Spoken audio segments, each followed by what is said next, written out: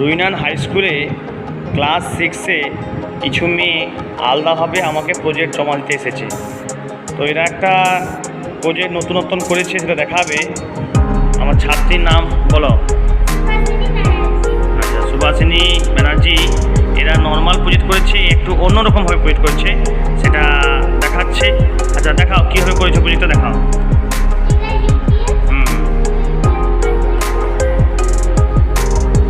আচ্ছা, ইউপিএস যেমন চালু হলে ব্যাটারি অন হয়, সেভাবে অন হলো। ওকে, তারপর নেক্সট সিপিউর পাওয়ার দিচ্ছে, সিপিউর পাওয়ার একইভাবে অন হচ্ছে। আচ্ছা, মাউসও আলো জ্বলছে, সুন্দর অসাধারণ করেছে। আচ্ছা, কিবোর্ডেও লাইট জ্বলে গেছে অটোমেটিক। এটা কিন্তু সিপিইউ পাওয়ার দিলে যেমন কিবোর্ড আর মাউসের লাইন আসে, একইভাবে আসছে। আচ্ছা, মনিটরে কি লাইন আসবে? হ্যাঁ, মনিটরেও লাইন আসছে। কিন্তু খুব সুন্দর হয়েছে।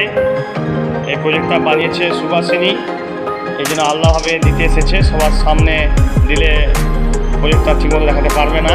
তো একটা কম্পিউটার চালু করার জন্য কীভাবে প্রসেসিং করতে হয় এবং সেটা কীভাবে চালু হয় দেখাচ্ছে।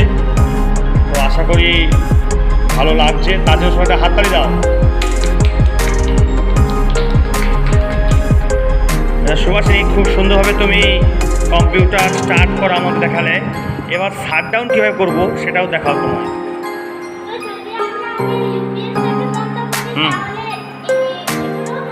টাইট হয়ে যায়। হ্যাঁ, মানে নর্মালভাবে আমরা অপশান তো এখানে করতে পারছি না। তো সিপিইউর পাওয়ার বন্ধ করতে কিন্তু কিবোর্ড আর মাউসের লাইন কিন্তু বন্ধ হয়ে গেল, তারপরে ইউপিএস বন্ধ করে দিচ্ছি। কিন্তু মনিটরের লাইনটা আছে, ওটা যে আমাদের পাওয়ার কেবিলের লাইন, এটা একে বন্ধ করলো। খুব সুন্দর একটা